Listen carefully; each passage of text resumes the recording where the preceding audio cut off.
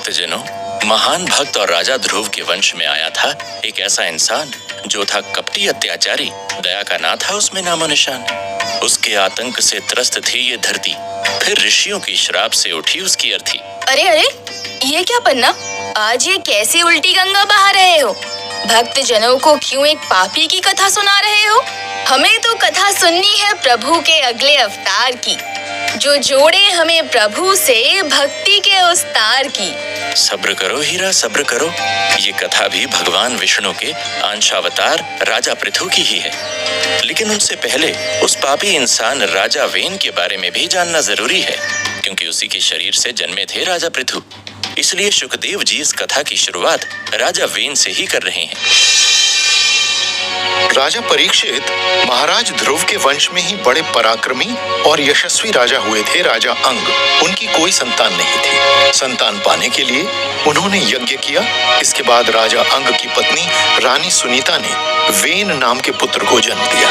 एक संत पुरुष का बेटा होकर भी वेन महाकुकर्मी और उपद्रवी निकला। वो ऋषि मुनियों को तंग किया करता था, भगवान का अपमान किया करता था। अपने इकलौते बेटे का ऐसा व्यवहार देखकर राजा अंग बहुत दुखी हो गए। उनकी सारी आशाएं निराशा में बदल गईं। सुनीता, आज मुझे समझ आया है कि भगवान ने हमारे लिए जो सोचा था सही सोचा था। हमने बेकार में ही पूजा पाठ यज्ञ उपवास करके उसके लिखे विधान को पलटने की कोशिश की, जिसका फल हम आज भुगत रहे हैं। मैं समझी नहीं स्वामी, आप क्या कहना चाहते हैं?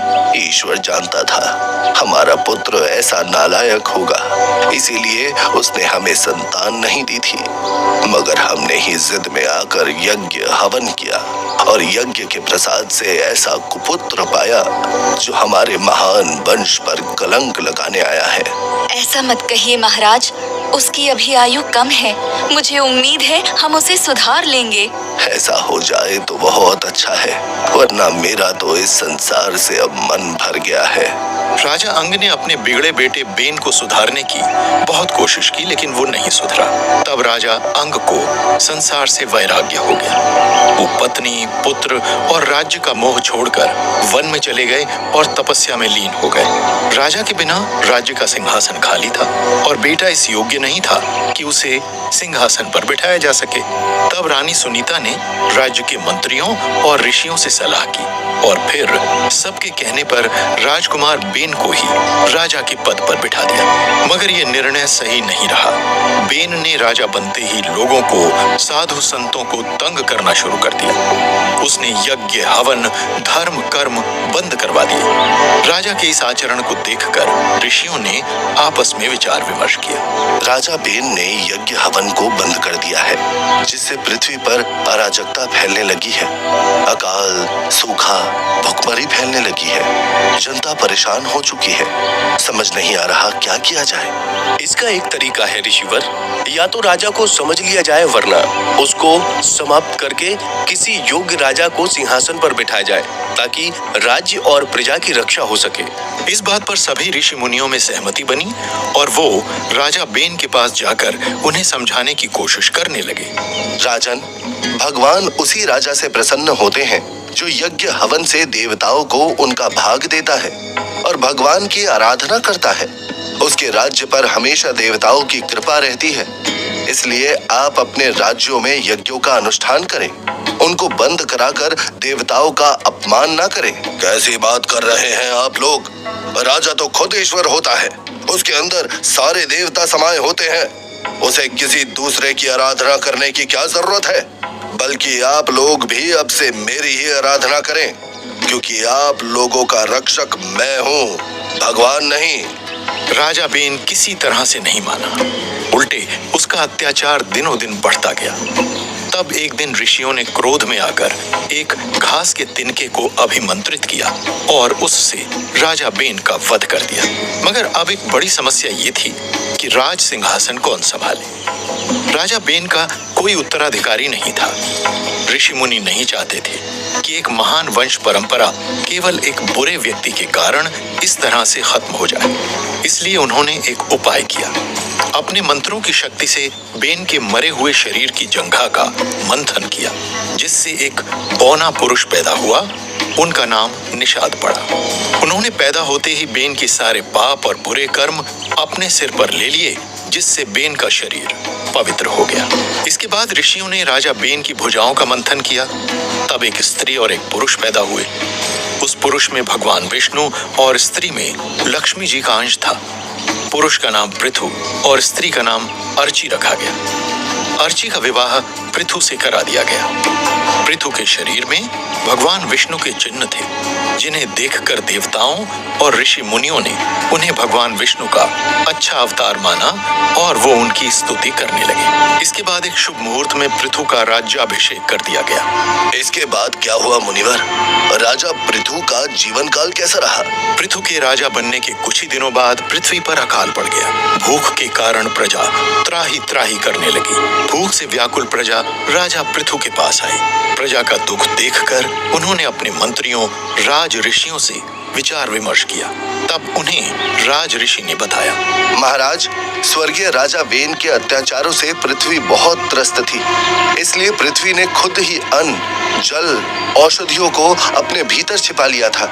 इसी कारण पृथ्वी पर अकाल और भुखमरी फैल गई। ये तो ठीक नहीं। पृथ्वी को प्रजा के लिए अन्न, जल, औषधि देने ही होंगे। मैं अपनी प्रजा को भूखा मरता नहीं देख सकता। फिर क्रोध में आकर राजा पृथु ने अपना धनुष उठाया और पृथ्वी को लक्ष्य बनाकर बाण चढ़ाया। उन्हें इस तरह अपने पीछे आते देखकर पृथ्वी कांप उठी। उसने डर के मारे एक गाय का रूप धारण किया और वहां से ऐसे भागने लगी जैसे कोई हिरण शिकारी को देखकर भागता है। धरती, आकाश, पाताल, पृथ्वी जहां जहां भागी, राजा पृथु धनुष बाण लेकर उसका पीछा करते रहे। भागते भागते अंत में पृथ्वी थक गई और राजा पृथु से हाथ जोड़कर बोली, महाराज, आप तो करुणा के सागर हैं, हर किसी पर दया करते हैं, सबका ध्यान रखते हैं, तो फिर मुझे क्यों मारना चाहते हैं? क्योंकि तुम स्वार्थी हो चली हो। तुमने प्राणियों का पेट भरने वाले अन्न और वनस्पतियों को अपने गर्भ में छिपा लिया है। मेरी प्रजा भूखी मर रही है। तुम्हें इस पाप का फल जरूर मिलेगा। हे राजन, आप साक्षात श्रीहरि के अवतार हैं। अगर आपको अन्न की आवश्यकता है तो मेरे लिए एक बछड़ा, एक बर्तन और दूध दोहने वाले की व्यवस्था कर दीजिए। मैं दूध के रूप में सभी वस्तुएं दे दूंगी। पृथ्वी की प्रार्थना सुनकर राजा पृथु का क्रोध शांत हुआ। उन्होंने स्वयं भुव मनु को बछड़ा बनाया, अपने हाथ को ही दोहन का बर्तन बनाया और खुद दूध दोहने वाले बनकर सारा अन्न, धन, धान्य दोह लिया, जिससे पृथ्वी पर से अकाल समाप्त हो गया। पूरे राज्य में खुशहाली छा गई। महाराज पृथु की जय जयकार होने लगी। पृथु पृथ्वी से इतने प्रसन्न हुए कि उन्होंने पृथ्वी को अपनी बेटी बना लिया। राजा पृथु की बेटी होने के कारण ही उनका नाम पृथ्वी कहा जाता है। राजा पृथु ने पर्वतों को उखाड़कर धरती को समतल किया और उन पर गांव, नगर, कस्बे, बस्तियां बसाई। सबके लिए अन्न, धन, औषधियों की व्यवस्था की। उनके राज्य में सभी सुखी हो गए। खूब यज्ञ हवन होने लगे, जिससे देवता भी प्रसन्न होकर राज्य का वैभव बढ़ाने लगे। इस तरह पृथ्वी पर राज करते हुए पृथु महाराज ने 100 अश्वमेध यज्ञ किए। उनकी यज्ञशाला में साक्षात श्री विष्णु भगवान का यज्ञ पुरुष के रूप में हुआ था। अंत में उन्होंने अपना राज्य अपने पुत्र को दे दिया और घोर तपस्या करके मोक्ष प्राप्त किया। प्रभु, आज मैं धन्य हो गया। आपके अवतार राजा पृथु की कथा सुनकर इतना आनंद तो जीवन में कभी ना मिला, जितना संसार को त्याग कर श्री हरि विष्णु की कथाएं सुनने में मिल रहा है। अब मेरे कान भगवान श्री ऋषभ देव की कथा सुनने को तरस रहे हैं, जो भगवान विष्णु का ही अवतार है। सचमुच इंसान का मन कितना लालची होता है पन्ना। जितना पाता है उतना ही प्यासा रह जाता है। मेरे मन में भी अब यही प्यास है कि भगवान श्री विष्णु की कथाएं सुनती रहूं, उनके भजन करती रहूं। सच कह रहे हैं राजा परीक्षित, इतना आनंद तो संसार की किसी दूसरी चीज में है ही नहीं। तो फिर देर किस बात की है? चलो मेरे साथ हीरा, सुनो श्री हरि विष्णु के अगले अवतार श्री ऋषभदेव और उनके पुत्र भरत की कहानी परम ज्ञानी शुकदेव जी की जुबानी। भक्तजनों, ये भागवत कथा चल रही है सृष्टि के पालनहार की, जिसमें आज शुकदेव जी सुना रहे हैं कथा 8वें विष्णु अवतार की। कौन है भगवान विष्णु के 8वें अवतार? वो थे आदिनाथ भगवान श्री ऋषभदेव। पन्ना, ऋषभ देव की बात सुनकर मेरे मन में एक जिज्ञासा आ रही है। सुखदेव जी राजा परीक्षित को जिस ऋषभ देव अवतार के बारे में बताने वाले हैं, क्या ये वो ही ऋषभ देव हैं जो जैन धर्म के पहले तीर्थकर माने जाते हैं, या कोई अलग ऋषभ देव हैं? ये वही ऋषभदेव हैं हीरा, आदिनाथ भगवान ऋषभदेव। ये इक्ष्वाकु वंशी हैं। इन्हीं के बेटे थे महान चक्रवर्ती सम्राट राजा भरत, जिनके नाम पर हमारे देश का नाम भारत पड़ा। भगवान श्री राम भी आगे चलकर इक्ष्वाकु वंश में ही जन्मे थे, इसलिए ये भगवान श्री राम के भी पूर्वज हैं। भगवान श्री ऋषभदेव ने जैन धर्म की महान परंपरा आगे बढ़ाई। जैन धर्म को हमारे पुराणों में श्रमण परंपरा भी कहा गया है। भगवान श्री ऋषभदेव ने पहले राजा बनकर प्रजा और समाज की भलाई के लिए बहुत से काम किए और बाद में संन्यास लेकर कैलाश पर्वत पर कैवल्य ज्ञान यानी स्वबोध प्राप्त किया। ध्यान से सुनो, सुखदेव जी भगवान विष्णु के इन्हीं अवतार के बारे में क्या बता रहे हैं। राजा परीक्षित, भगवान विष्णु ने ऋषभ देव के रूप में 8वां अवतार लिया था। ऋषभ देव अयोध्या के महाराज नाभि और मेरू देवी के पुत्र थे। उन दोनों के कोई संतान नहीं थी, जिस बात से वो दोनों बड़े दुखी थे। उन्होंने पुत्र प्राप्ति के लिए एक यज्ञ किया। यज्ञ से प्रसन्न होकर भगवान विष्णु खुद प्रकट हुए और उन्होंने महाराज नाभि को वरदान दिया। महाराज नाभि, मैं तुम्हारी भक्ति से बहुत प्रसन्न हूँ। तुम्हारा यज्ञ सफल होगा। मैं खुद तुम्हारे यहाँ पुत्र रूप में जन्म लूंगा। और इस तरह श्री भगवान विष्णु महारानी मेरू देवी के गर्भ में आए। यही बालक आगे चलकर ऋषभ देव बने, जिन्होंने ये अवतार वात रचना, श्रमण, मुनियों के धर्म को चलाने की इच्छा से लिया। महाराज नाभि की मृत्यु के बाद ऋषभ देव उनकी जगह राज सिंहासन पर बैठे। युवा होने पर उनका विवाह कच्छ और महाकच्छ की 2 बहनों नंदा और सुनंदा से हुआ। नंदा ने भरत को जन्म दिया, जो आगे चलकर चक्रवर्ती सम्राट बने, और सुनंदा ने बाहुबली को जन्म दिया, जिन्होंने घनघोर तप किया और अनेक सिद्धियां प्राप्त की। आदिनाथ ऋषभ देव ने अपनी प्रजा और देश की भलाई के बहुत से कार्य किए। वो बहुत ही अच्छे राजा थे। उन्होंने कृषि, शिल्प, सैन्य शक्ति, परिश्रम, वाणिज्य और विद्या, इन 6 रोजगार के साधनों की विशेष रूप से व्यवस्था की। उनकी प्रजा उनको भगवान की तरह देखती थी। ऋषभ देव मानव मनोविज्ञान को गहराई से समझते थे। उन्होंने मन को नियंत्रण में रखकर शारीरिक और मानसिक क्षमताओं के साथ लोगों को श्रम करना सिखाया। इससे पहले लोग भोजन के लिए प्रकृति पर ही निर्भर थे, मगर ऋषभ देव ने पहली बार उन्हें कृषि करना सिखाया, जिससे वो परिश्रम के द्वारा खुद अपना अनाज पैदा करने लगे। उनके समय में बहुत से उपकरणों, संख्याओं और नगरों का निर्माण हुआ। भगवान ऋषभ देव ने मानव समाज को सभ्य और संपन्न बनाने में भरपूर योगदान दिया। इतने सफल राजा होने के बाद उन्हें वैराग्य कैसे प्राप्त हुआ? वो सन्यासी क्यों बने? ये भी एक विचित्र घटना है। एक दिन राजसभा में एक नर्तकी की नृत्य करते करते ही मृत्यु हो गई। इस घटना ने ऋषभ देव को हिला दिया। वो सोचने लगे, ये कैसा जीवन है? कुछ क्षणों पहले आनंद ही आनंद था और अगले ही क्षण मृत्यु का सन्नाटा। वहां पर जो मृदंग की ताल पर थिरक रहे थे, एक ही क्षण में शांत होकर निर्जीव हो गए।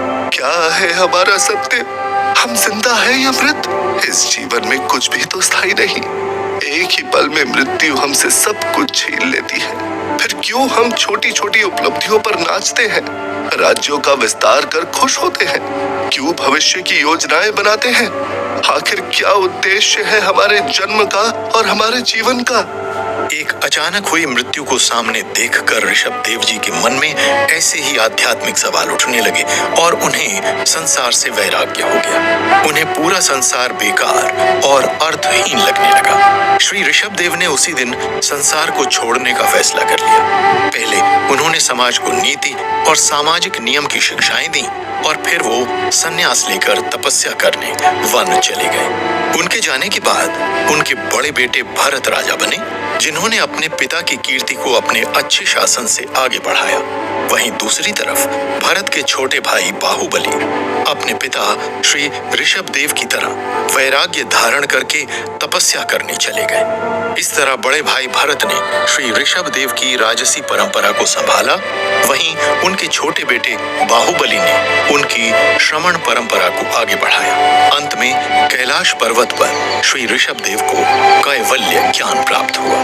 मान्यवर, मुझे राजा भरत के बारे में बताने की कृपा करें। उनका जीवन कैसा रहा? राजा भरत ने लंबे समय तक जम्बू द्वीप पर राज किया। फिर अपने बड़े बेटे को राजा बनाकर वो भी अपने पिता की तरह संन्यास लेकर वन को चले गए। वो पुलह ऋषि के आश्रम के पास रहने लगे। उनकी सारी सांसारिक कामनाएं, विषय वासनाएं मिट चुकी थी। वो बस भक्ति में लीन रहा करते। एक सुबह भरत नदी में स्नान कर रहे थे।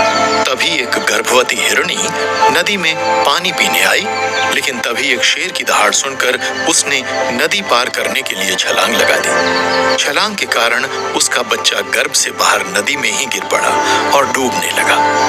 दर्द से हिरणी ने दम तोड़ दिया। भरत ने यह दृश्य अपनी आंखों से देखा। उनका कोमल मन उस हिरण के बच्चे के लिए दया से भर उठा। उन्होंने तैरकर उस हिरण के बच्चे को बचा लिया और अपने आश्रम ले आए। वो उसका पालन पोषण करने लगे। धीरे धीरे भरत का मन उसी हिरण के बच्चे की लीला में उलझने लगा। अगर वो उनकी आंखों से ओझल हो जाता तो उन्हें चिंता होने लगती। वो उसके लिए किसी माँ की तरह दुखी होने लगते।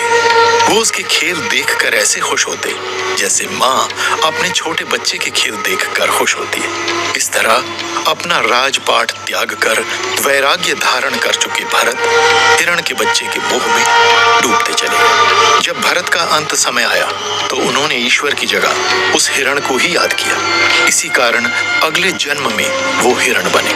पूर्व जन्म के पुण्य प्रभाव से भरत को पूर्व जन्म याद था। उन्हें इस बात का पछतावा रहता कि बाकी सारी सांसारिक माया छोड़ दी, संन्यास भी लिया, लेकिन एक हिरण से मोह के कारण उन्हें मोक्ष नहीं मिल पाया। उल्टे हिरण की ही योनि मिली। इस जन्म में भी वो हिरण के रूप में ऋषि मुनियों के आश्रम के आसपास ही रहा करते और भगवान की स्तुति सुना करते। हिरण रूप की मृत्यु होने के बाद उन्होंने मानव रूप में जन्म लिया और एक ब्राह्मण परिवार में जन्मे। वो अपना पूर्व जन्म इस बार भी नहीं भूले थे और इस जन्म में मोक्ष पा लेना चाहते थे। इसलिए सांसारिकता और अभिमान में फंसने से बचने के लिए वो मूर्ख होने का दिखावा करते। इस कारण उनका नाम जड़ भरत पड़ गया था। पिता की मृत्यु के बाद भाइयों ने भरत को नालायक समझकर नौकरों की तरह काम में लगा दिया। वो उनसे खूब मेहनत कराते और बचा खुचा बासी भोजन दे देते, लेकिन भरत तनिक भी दुखी न होते। बाद में उन्होंने घर भी छोड़ दिया।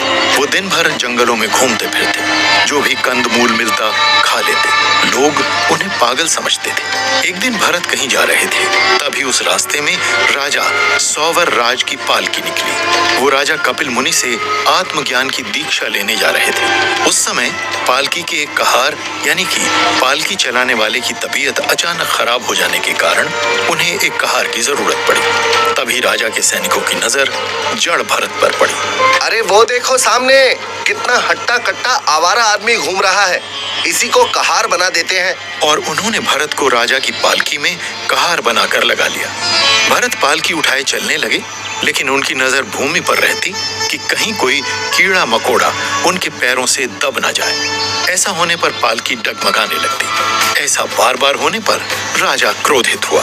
तुम्हारा ध्यान किधर है? सीधा नहीं चल सकते क्या? बिल्कुल जड़ बुद्धि लगते हो। भरत राजा की डांट चुपचाप सुनते रहे और मुस्कुराते रहे। उन्हें शांत देख राजा का क्रोध बढ़ गया। वो भरत पर चिल्लाया, तुम जानबूझकर मुझे कष्ट पहुंचा रहे हो।